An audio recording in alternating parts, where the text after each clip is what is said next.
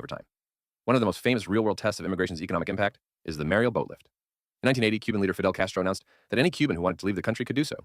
Over a short period, about 125,000 Cubans, many with little formal education, migrated to Miami. This increased Miami's labor force by roughly 7% almost overnight. According to basic supply and demand theory, this sudden increase in workers should have lowered wages and increased unemployment. But economists wanted to see if that actually happened.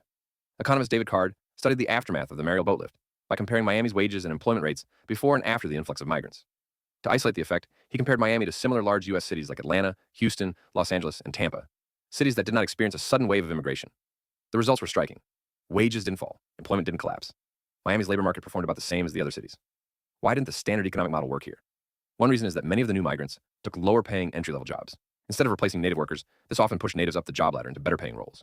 At the same time, immigrants didn't just increase the supply of labor, they also increased demand. More people meant more consumers, more housing needs, more services, and more economic activity overall. So supply went up, but demand did too.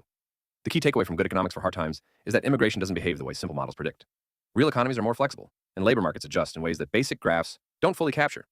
Immigration, especially in large but realistic amounts, tends to have little to no negative effect on wages and employment. And in many cases, it can benefit both immigrants and native workers. So the next time immigration is framed as an economic disaster, remember the evidence. Economics, when you look at the data, tells a much more nuanced story. If you want more videos breaking down real-world economics with real evidence, make sure to like and subscribe.